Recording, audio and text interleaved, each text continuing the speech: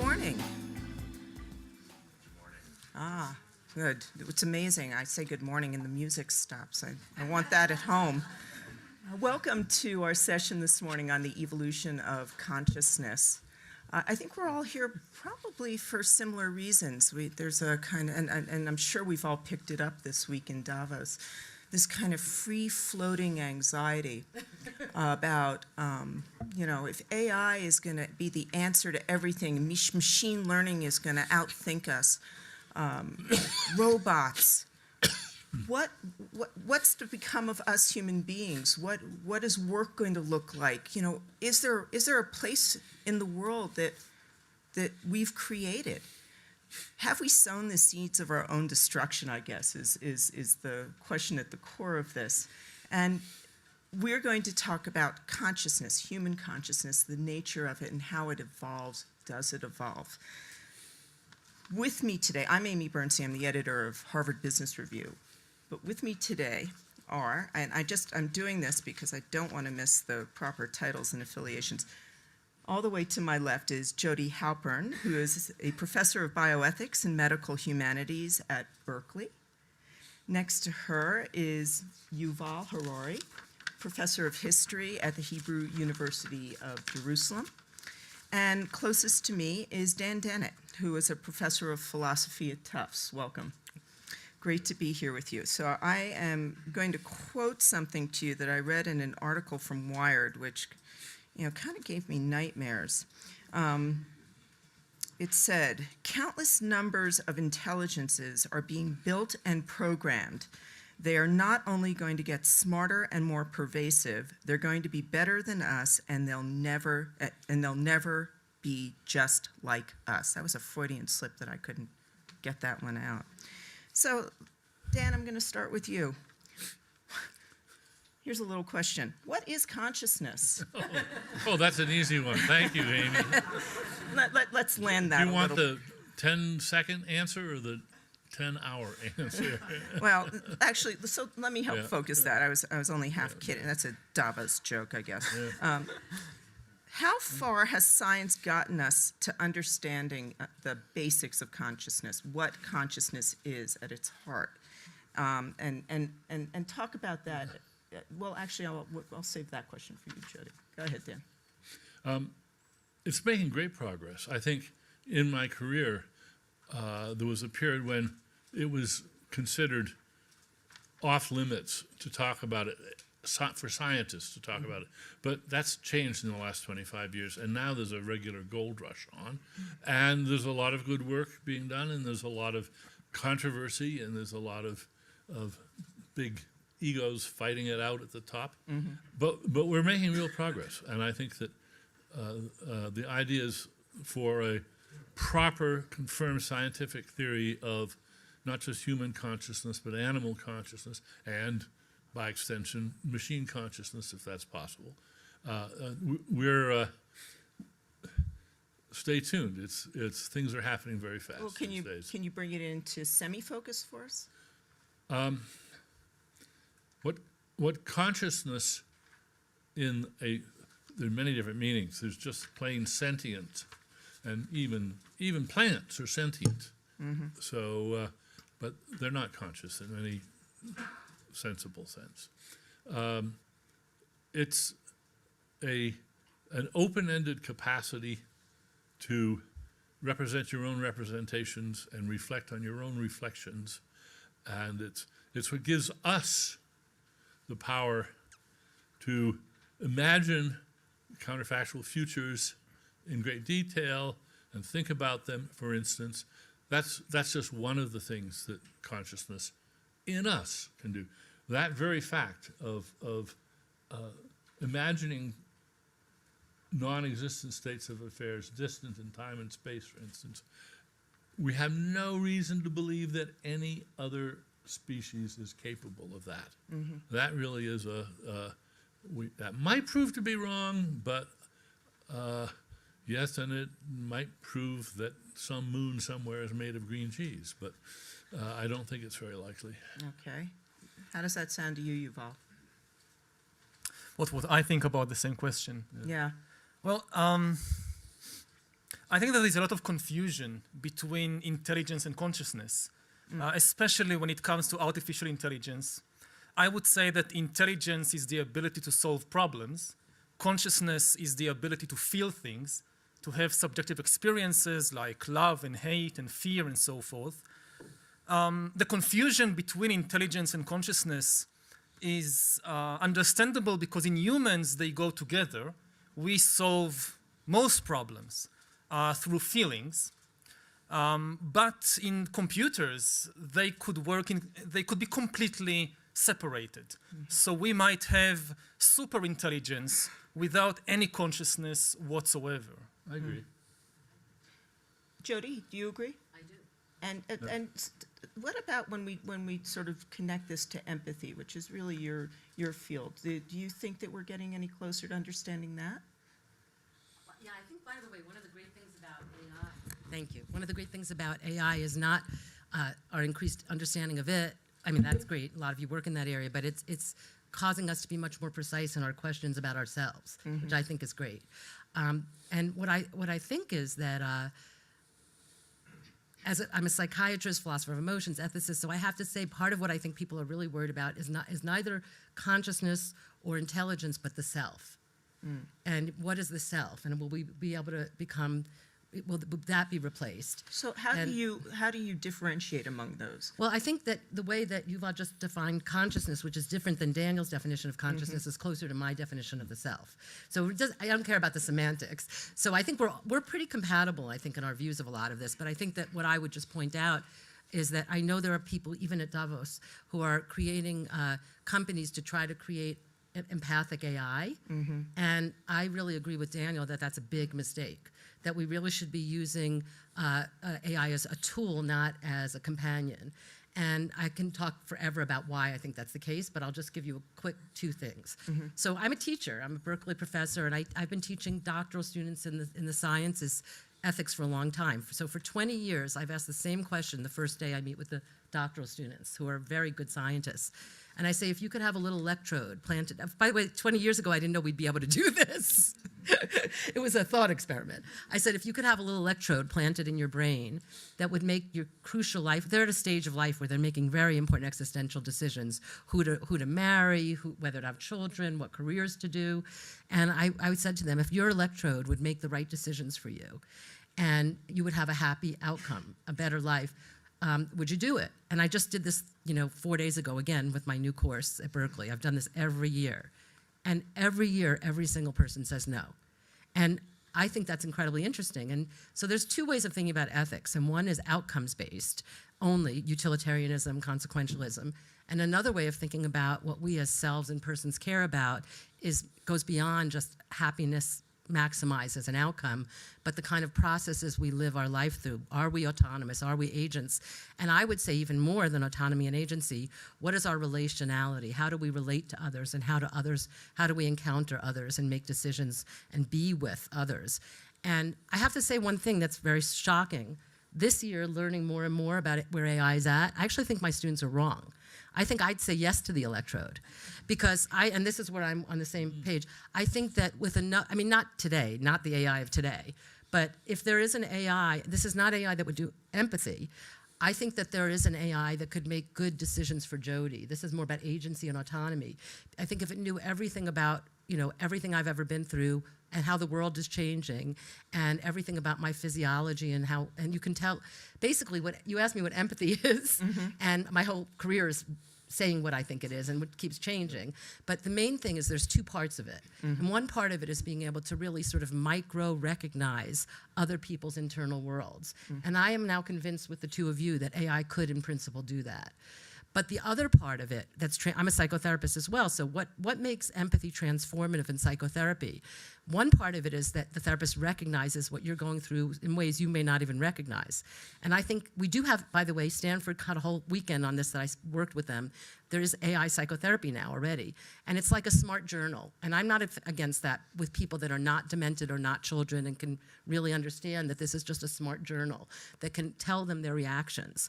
But the other part of really transformative psychotherapy is the co-vulnerability, that it's actually another human who is subjectively experiencing the gravity of what you've been through and in a being with experience accompanying you. Actually, we have Matteau Ricard here who knows about this.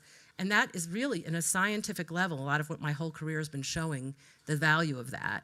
And I'm not going to even say whether AI could ever do that or not, because it would have to be sentient in all these ways.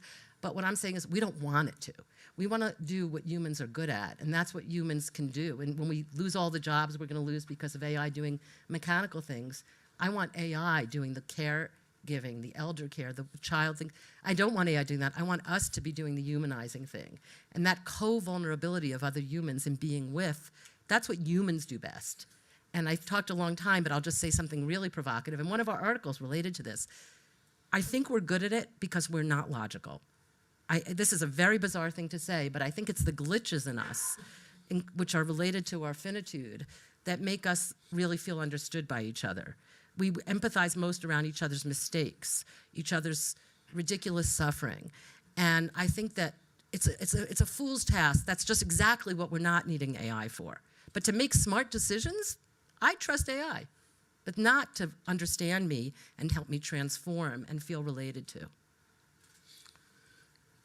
Go ahead, Dan. I think that a point you made about vulnerability, I want to return to. It seems to me that in the foreseeable future, AI systems are going to be tools, not colleagues, and the key point there is that we, the tool users, are going to be responsible for the decisions that are made. And if you start thinking about an AI as being a responsible agent, you put consciousness aside and just say, well, it's an intelligent agent, but can we make it a responsible agent? I co-taught a seminar, a course on autonomous agents in AI a few years ago, and as an assignment to the students, I asked them not to make one of these, but simply to give the specs for an AI that could sign a contract. Not as a surrogate for some other human being, but in its own, that was legally, a child or a demented person can't sign a contract. They're not viewed as having the requirements of moral agency. And you ask yourself, what would an AI be that had the requirements for moral agency? And the point that they gradually all groped to was, it has to be vulnerable like us. It has to have skin in the game. And right now, AIs are unlike us in a very fundamental way. You can reboot them, you can copy them, you can put them to sleep for 1,000 years and wake them up. They are sort of immortal. And making them so that they have to face their finitude of life the way we do is a tall order. I don't think it's impossible, but I think that nobody in AI is working on that or thinking about that. And in the meantime, they are engaging in a lot of false advertising, which one of my all-time heroes is Alan Turing. I'm right up there with Darwin. And Turing was a brilliant man. His famous Turing test, which I'm sure you all know about, has one unanticipated flaw. By setting up this litmus test for intelligence as an opportunity for the computer to deceive a human judge about its humanity, it put a premium on deception, a premium on seeming human, that is still being followed in the industry. And everything from Siri on down and up, they have these Disneyfied humanoid interfaces, and those are pernicious because, I mean, one thing that my sort of whole career is based on is the idea of the intentional stance, where you take something complicated and you make sense of it by considering it as a rational agent with beliefs and desires. And when we do that, we always are over charitable. We always imagine more comprehension, more understanding, more rationality than is actually there. And rather than fostering that by having these oh so cute and friendly interfaces, it should be like the pharmaceutical companies. They should have to remind every user of all the known glitches and incomprehensions in the areas that the system was absolutely clueless about. And of course that would run on for pages and pages and pages, so we'd have to find some substitute for that. So until we're ready to have AIs that you would be comfortable and rational making a promise with or signing a contract with, then we've got to remember we're the ones, the buck stops with us. Whatever advisor, we may have a very intelligent advisor, but when it comes to acting on that advice, we shouldn't duck responsibility. And as long as we maintain our own moral responsibility for the decisions we make aided by AI, I think that's a key to keeping us in the driver's seat. Do you agree, Yuval? Well, I'll take the AI's position, and I'll point out that humans are not very good in decision making, especially in the fields of ethics. And the problem today is not so much that we lack values, is that we lack understanding of cause and effect. In order to be really responsible, it's not enough to have values and responsibility. You need to really understand the chain of causes and effects. Now, our moral sense evolved when we were hunter-gatherers, and it was relatively easy to see the chains of causes and effects in the world. Where did my food come from? Oh, I hunted it myself. Where did my shirt come from? Either I made it or my family or friends made it. But today, even the simplest question, where did this come from? I don't know. It will take me, I guess, a year at least to find out who made this and under what conditions, and was it just or not just. The world is just too complicated. In many areas, not in all areas, but in many areas, it's just too complicated. And when we speak, for example, about contracts, so I sign contracts almost every day. Like I have this new application, and I switch it on, and immediately a contract appear. And like pages and pages of legalese. Me and I guess almost everybody else, we never read a word. I mean, we just click, I agree, and that's it. Right. Now, is this responsibility? I'm not sure. I think one of the issues, and this comes back to the issue of self, is that over history, we've built up this view of life as a drama of decision-making. What is human life? It's a drama of decision-making. And you look at art, so any Hollywood comedy, any Jane Austen novel, any Shakespeare play, it boils down to this great moment of making a decision. Do I marry Mr. Collins or the other guy? I forgot his name. To be or not to Darcy. be? No, exactly. Yeah. Do I kill King Duncan? Do I listen to my wicked wife and kill King Duncan or not? And the same with religion. I mean, the big drama of decision-making, I will be fried in hell for eternity if I make the wrong decision. And it's the same with modern ideologies, that democracy is all about the voter making the big decisions. And in the economy, we have the customer is always right. What is the customer's choice? So everything comes back to this moment of decision. And this is why AI is so frightening. I mean, if we shift the authority to make decisions to the AI votes, the AI chooses, then what does it leave us with? And maybe the mistake was in framing life as a drama of decision-making. Maybe this is not what human life is about. Maybe it was a necessary part of human life for thousands of years, but it's not really what human life should be about. Jody? Yeah, I love this discussion, by the way. This is I mean, I we've get- never all been together either. I actually think there's a deep, I mean, I hope it's fun for you guys because sometimes it's more fun if we're fighting. But, I mean, I feel like you guys are writing next sentences in my head. I love this discussion and I want to try to synthesize it. So, and this goes to what I think you started and, well, I think that what we really need maybe at Davos and other places to have much deeper thinking about ethics and this notion of responsibility. And we need to make progress in that notion. But basically, let me suggest to you that we too often think that the responsibility is what the cause of something is what's responsible for it.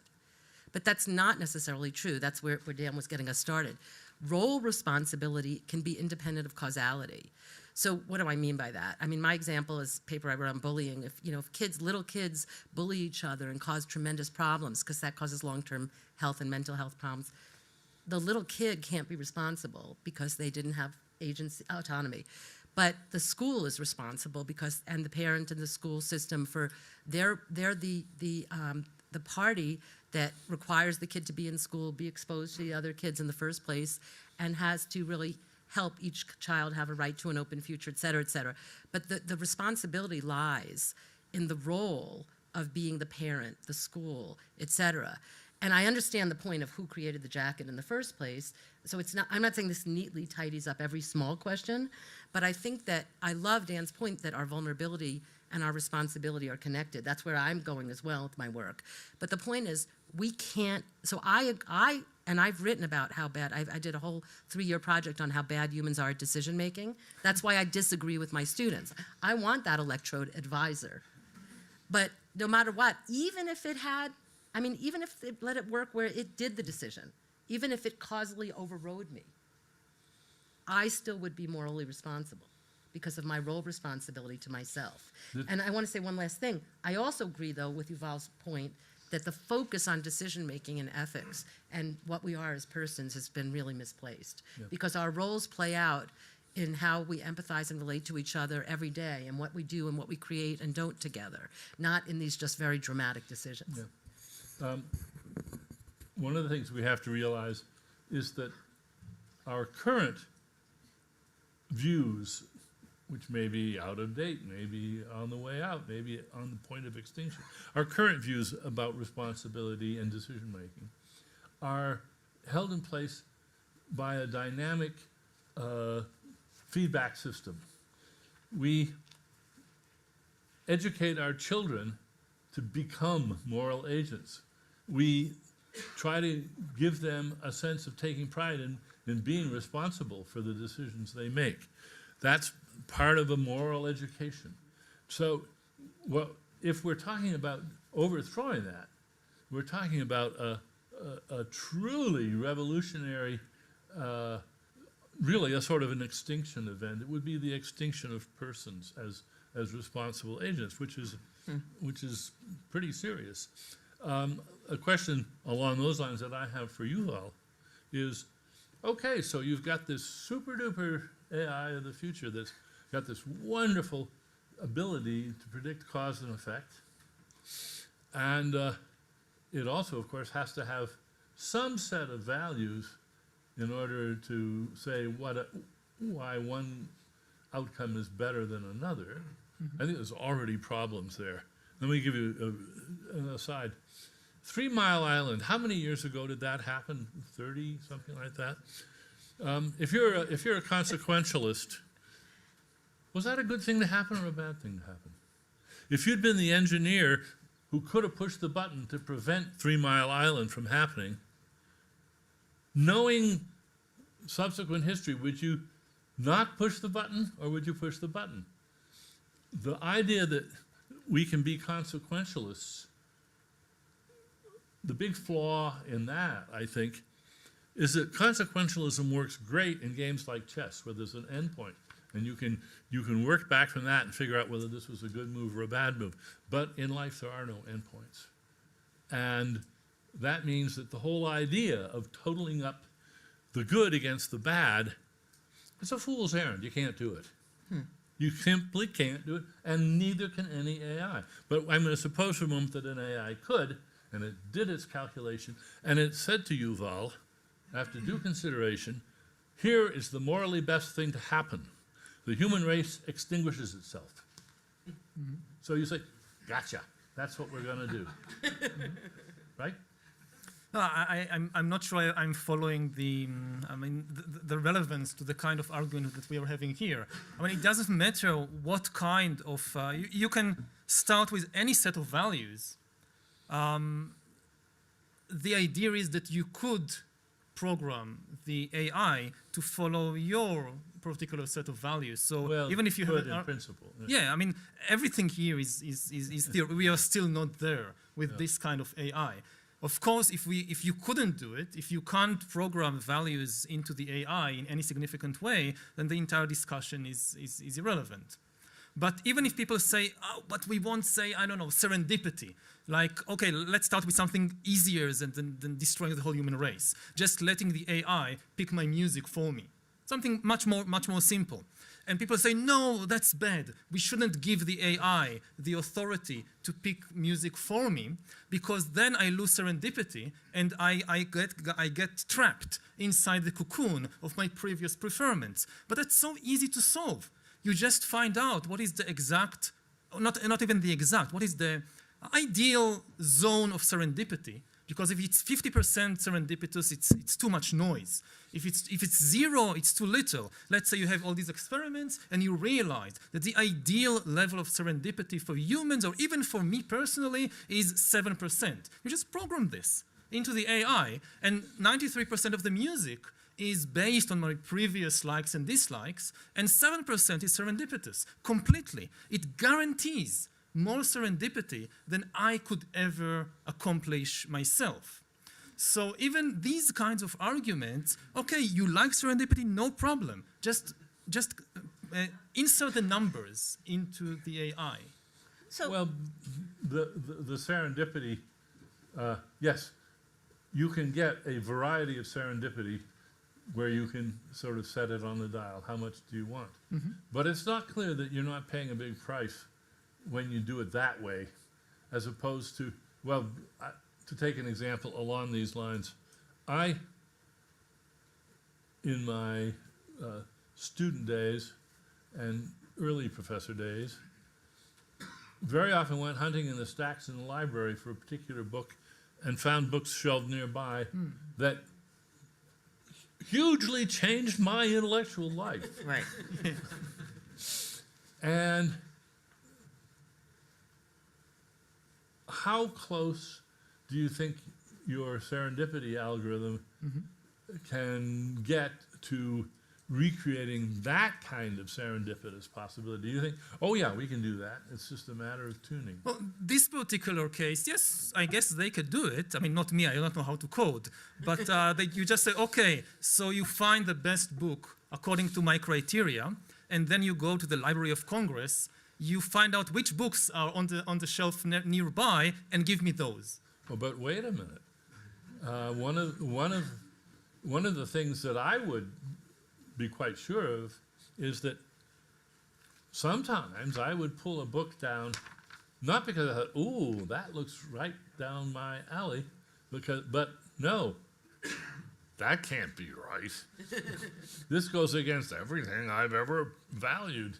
And then open it up and been challenged, and that's not going to appear on my short list in your serendipity algorithm, because it's too closely tuned to my existing sets of preferences. This is the possibility of a revolutionary change in my preferences, and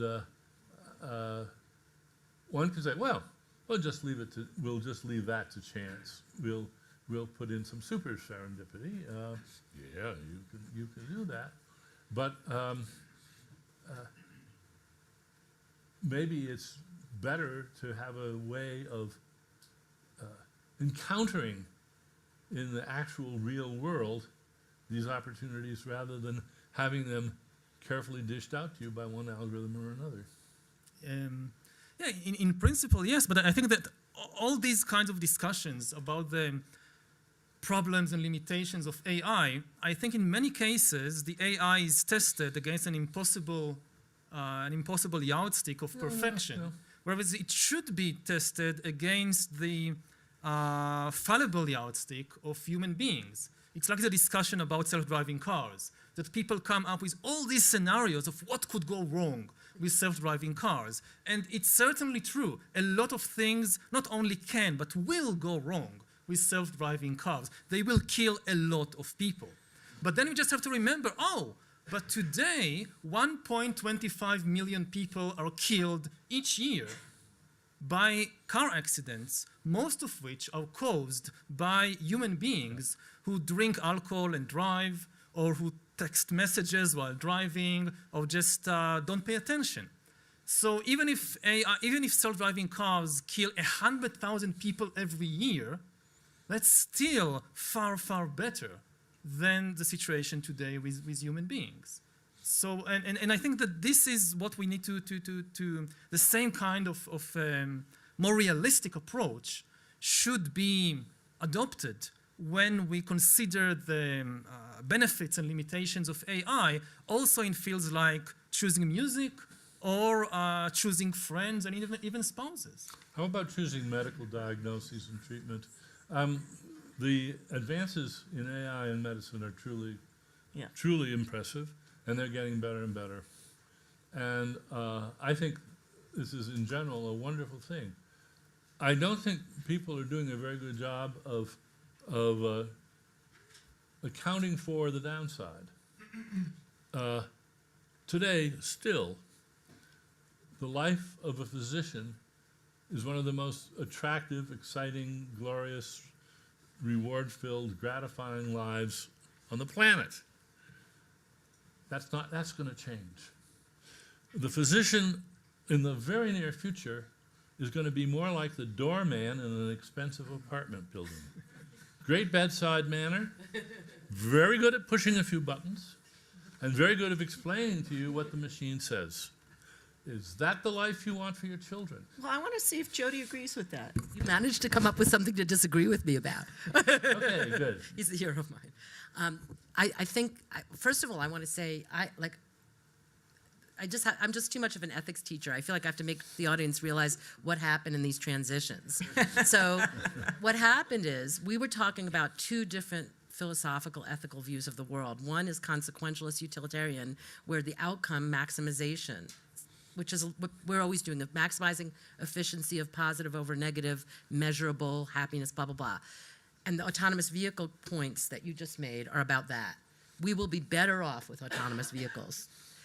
So the other point that Dan was making about the library was that even if it somehow had the right serendipity to give him some kind of happiness outcome of books, the experience of being involved in his own transformation from this other ethical system of selves and persons, and having, which goes with moral responsibility as well, which is this other ethical, it's called deontology, the study of duties, but we think of it as the study of rights, human rights, individual rights, but that the processes of life, not deceiving each other, caring for each other, these things matter independent of consequences, or not just because of consequences. That's another thing. We want to have our own vulnerable, frail lives, make our own mistakes, love the people we love, because that's human. That's being human, not just maximizing an outcome. That's what the logical shift that we made in a sneaky way. So you know that. So then the question is, what does being a doctor have to do with that? So I still think, first of all, I'm a psychiatrist. So not only is AI already better at reading X-rays, and in the national health system in the UK, better at deciding when you need dialysis. So that's a decision, but it's actually, to my incredible astonishment, already better at predicting suicide, which has been the biggest problem in psychiatry. There's been no way to predict when a person who feels suicidal, has suicidal intent or ideation is actually going to complete a suicide. Biggest problem in psychiatry. AI is not perfect at all. It's like the car thing. I don't know if it's as good as cars yet. I doubt it's as good as cars, but it could get that good. But the point is, that's amazing, right? That's such an existentially interesting thing that AI is already good at. And like I said, I'm already different than my students. I'll let AI advise my decisions. I'm certainly going to want it to decide people's cancer treatments and their psychiatric hospitalizations and all of that. as long as it's better than we are, because that's where you're looking for a good outcome. But are you going You're to looking- be a highly educated Yeah, doorman? no, okay, thanks, Amy. But the point is, consequentialism outcomes tell me if AI, when people come to a doctor, my whole career is showing that they care about your humanity. But let me tell you, they care about their outcome. You want to get well. You'll pick the surgeon with the terrible personality. There are surgeons with great ones, but you'll pick the one with the terrible personality if you're going to get a better result. So let AI do all the result things it can do. I gave 2 talks on this yesterday here. Most of what people need in healthcare, unfortunately, or not, most is the wrong word because of public health, but a lot of what people need is dealing with things that aren't going very well. A lot of what they need is someone to help them change behaviors that are hard to change. All of that is a very subtle process that I've spent my entire career on. So I don't think it's like being a doorman. I think it's what all of psychiatry is about. And it has to do with this commingling. I've written a book about this, but it's a commingling of left and right brain capacities to recognize what's at stake for someone with that shared vulnerability. And that's genuinely transformative for people. That genuinely is healing for people. So I think that we'll need more people that might be that doctors become more like really good therapists if they want to be doctors. They need to be able to deal with death and dying. They need to be able to deal with loss. They need to be able to deal with motivating you to drink a little less, exercise a little more, and really be in it with you. But that wouldn't be, again, actually, there are doormen that I've known who've had a very psychotherapeutic effect on the people they work with. But you get what I'm saying. There's a lot of expertise there. But I think that if we try to go back to the question of consciousness, maybe one way of going forward is to say, okay, leave the decision-making to the AI. It's better at that. And let's focus on exploring consciousness and on exploring experience, which is not about decision-making. And I think that, even in this sense, maybe there is no argument here. And if you really value experience and you really value consciousness, then you should have no problem leaving the dirty stuff of making decisions to the AI and having much more time and energy to explore this field about which we know so little. I think humanity, for practical reasons, for thousands of years, have focused so much on making decisions, on controlling, on manipulating. And if we can just leave that and focus on what we don't know, on this dark continent of consciousness, that would be a very important step forward. It would mean giving up certain very deep pleasures. I'm a sailor. When I was a teenager, I learned celestial navigation with a sextant and a chronometer, and I dreamt of single-handing a sailboat across the ocean and navigating by my sextant. Forget it. The insurance company won't let you do it.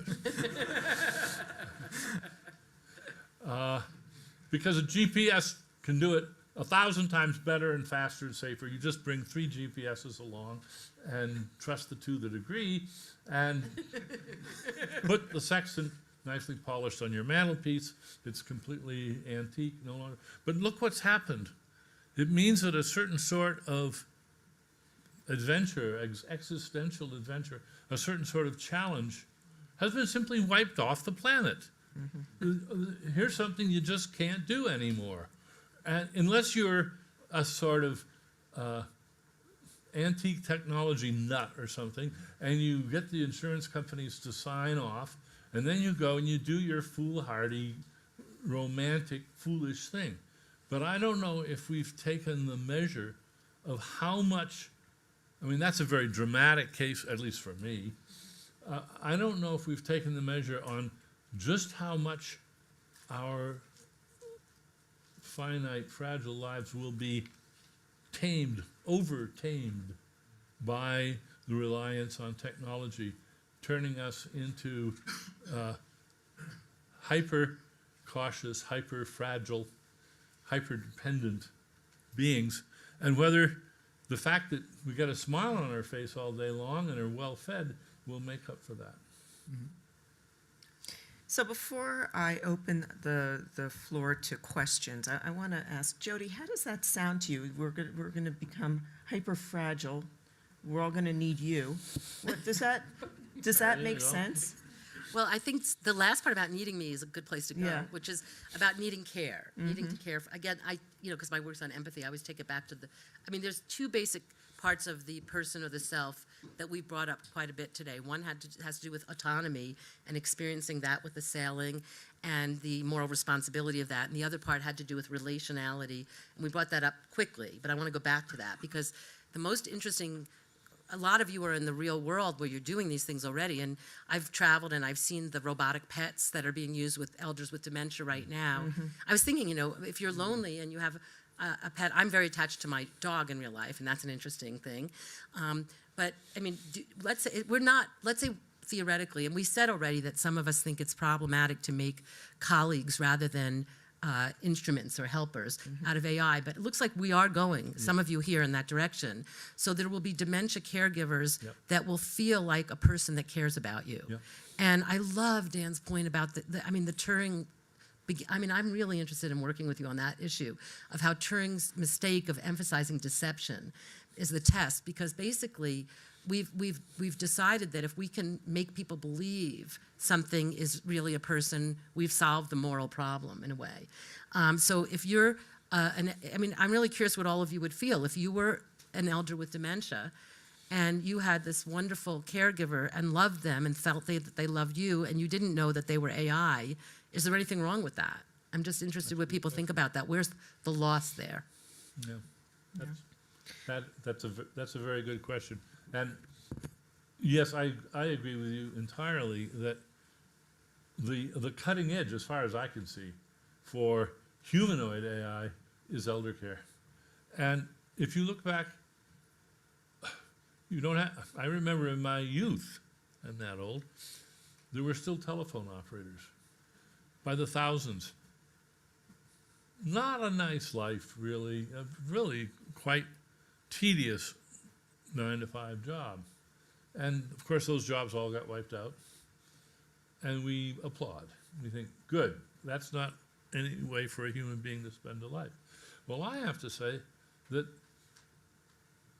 taking care of demented people is not my idea of a good life. And there's going to be more and more need for people to take care of our parents, myself in a few years. And so I face quite directly the issue that Jody raises. And I think the key in what she said was deception. And the question is whether or not we can let people, whether or not people will get the benefit with AIs that are very responsive, but wear their non-humanity on their sleeves. And I think that's possible. Some of you may remember it's now sort of antique science fiction film called,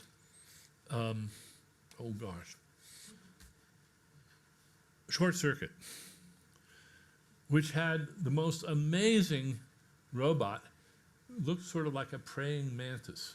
Didn't really have a face.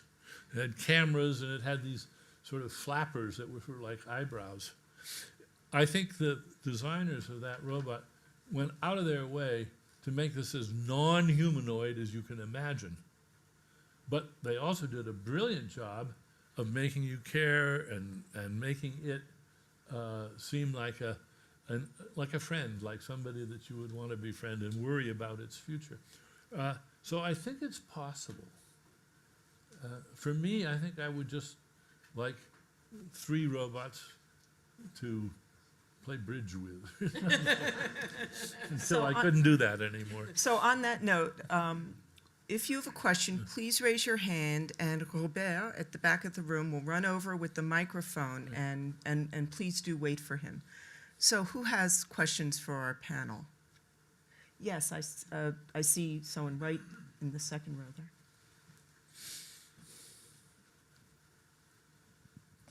Hi, thank you for a fascinating discussion. We're talking really about how we, regulate, but how we think about our relationship with AI. And we're kind of edging towards the idea that society may have a view, or we're trying to inform society's view on that.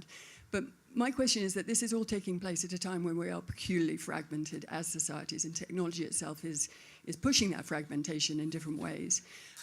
We also have different cultural understandings around this. So a lot of the discussion around regulation of AI in the West is about, well, the Chinese are going ahead and they have so much data and they're doing so much that if you stop us in any way, we're going to lose the battle. And it's a kind of arms race in this, which I think is a difficult argument too. So I just wondered if you can think of any optimistic, threads of thought that can address those two issues. Any optimism here? Well, it's tempting to think that the good old marketplace will take care of a lot of this, and that a lot of the brave ventures, most of them, are going to be discarded, dismissed, ignored by the potential customers for them. But we have to bear in mind that some of them, and we're already seeing this with children, some of them may be addictive. Oh. And that is very, very pessimistic, I think. I am very worried about that. So we'll end the optimistic answer on a pessimistic note. We have a question up here in the front row, Robert. So suppose you could program AI to take the decision that the most beneficial. So we won't call it compassionate, but always most beneficial. So what do you think of the value of the process of becoming compassionate? So the vast richness of experience of the challenges and how you solve them, that could also help you to help companions who are on the way. Mm-hmm. And by the way, if you spend some time, say, in a hermitage, cultivating compassion is certainly not about decision making, but becoming a better human being. So that process is, to have gone through the journey, is highly enriching, and that also helps you to help your human fellows to become compassionate in a way. Mm-hmm. Yeah, I think that if you spend less time on decision making and with the feeling that, oh, I control everything, so it's very important what decision I make and so forth, if you spend less time on that, you have far more time and energy to explore yourself, to explore your consciousness, your experience, and thereby develop your compassion. Now, I think that you also need some real-life experiences, of course, to do that. But my impression, again, looking from Davos, so I'm not sure that the people who make the most important decisions in the world are, by definition, also the most compassionate. So certainly there is no easy, direct link between making decisions, being compassionate. It's much more complicated than that. And again, my impression from meeting people at the top of the business world and at the top of the political world is that if they had some free time from making decisions, that would be great for them and also great for the world. Because they are so busy making decisions, they don't have time, for example, to develop their compassion. I just want to add something linking all these things. I think that I love that point, and I think it shows where we don't have to be sort of happy fools. It wouldn't be so bad to be happy, right? But anyway, for everyone to be happy. But I think that the giving up decision making to some degree, which is an interesting thought, to be able to really become a deeper self and deeper in our relational and spiritual lives.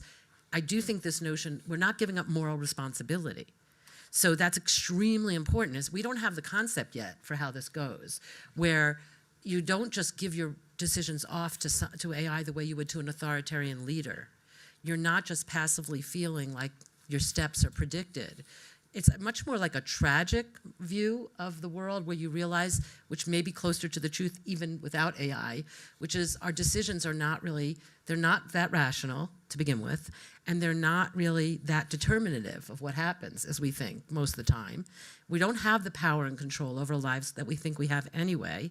So a very deep awareness that we're morally responsible for each other, and yet we don't have the power to change each other the way we think we do or to control other people. We can barely control ourselves. So it gives us a very different moral vision. It does, but I think you say we don't have the power we think we do to control others.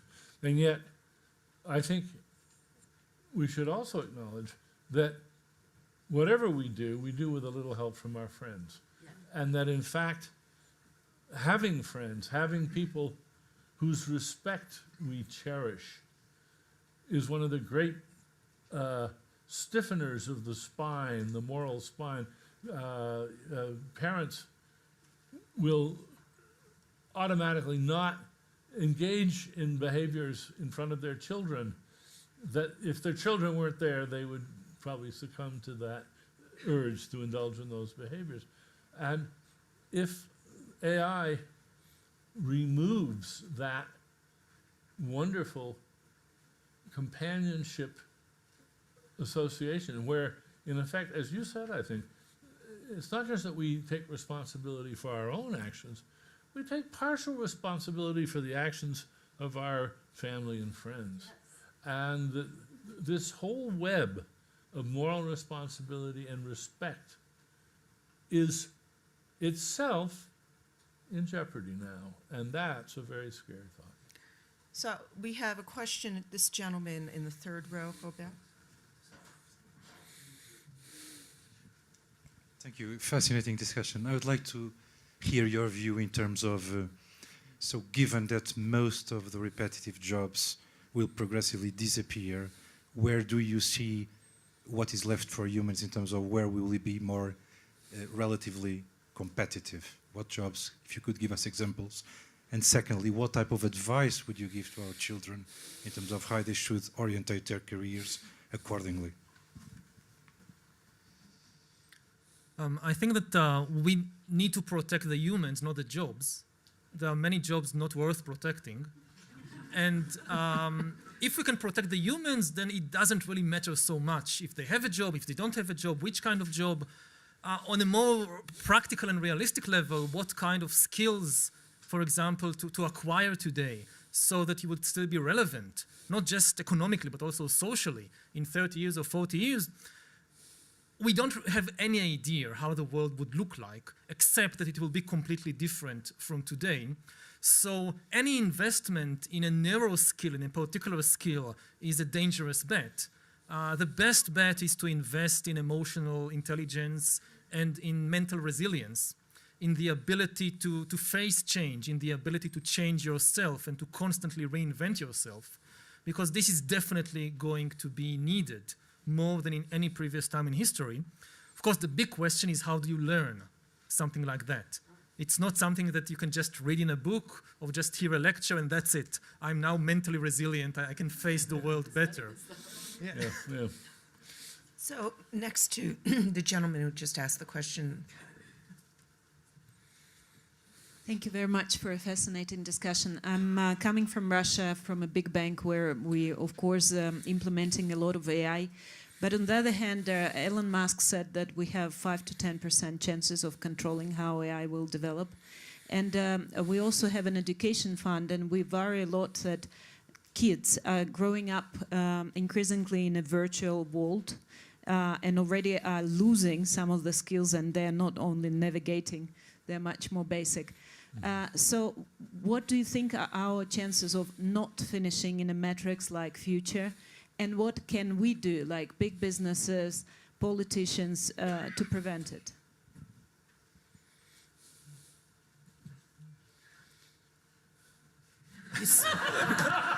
You stumped them.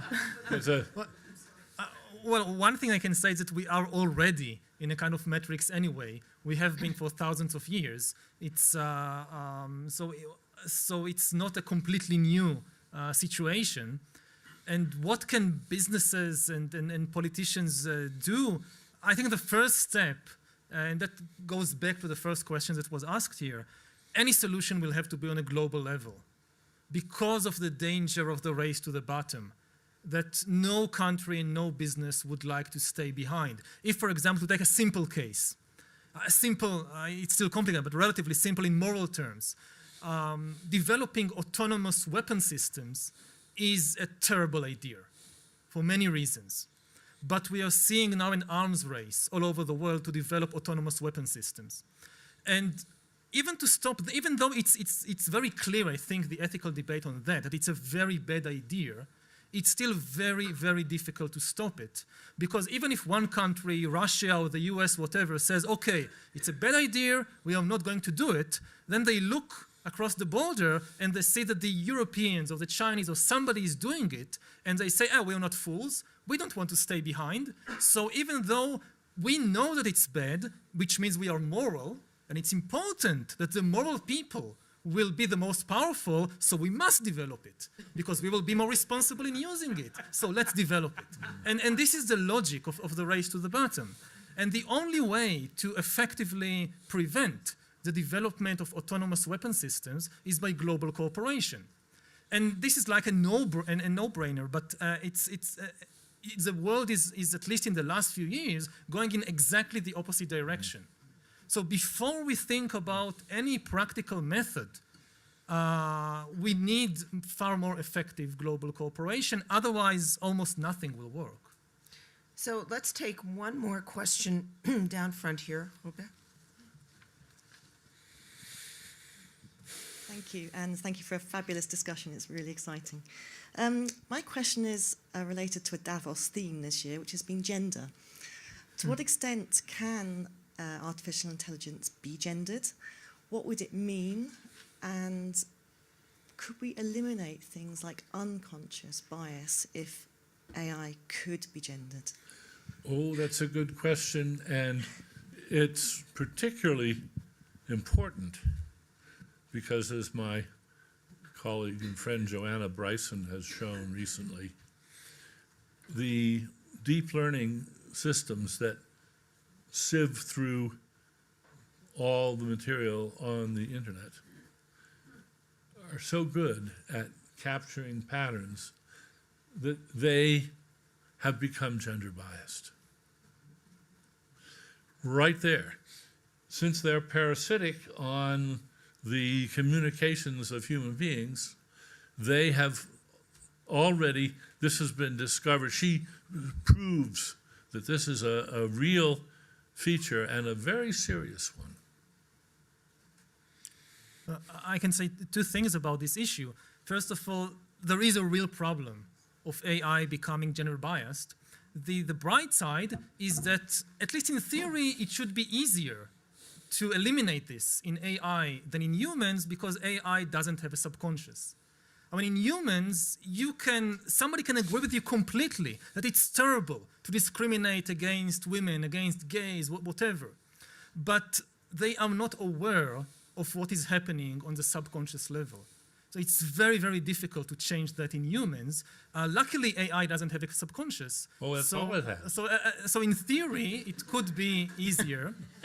The other point, more broadly, is that it's very interesting. I mean, even the Turing test was originally, Turing gave two examples, not only about convincing a human that the machine is a human, but also about passing as somebody from the other gender.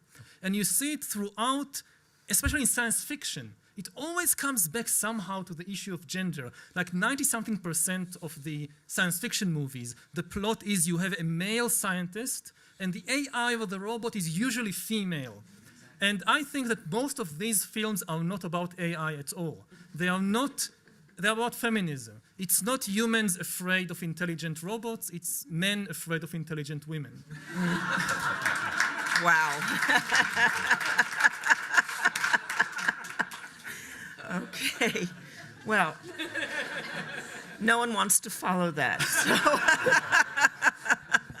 Well, I want to thank our panel. You guys have been absolutely brilliant.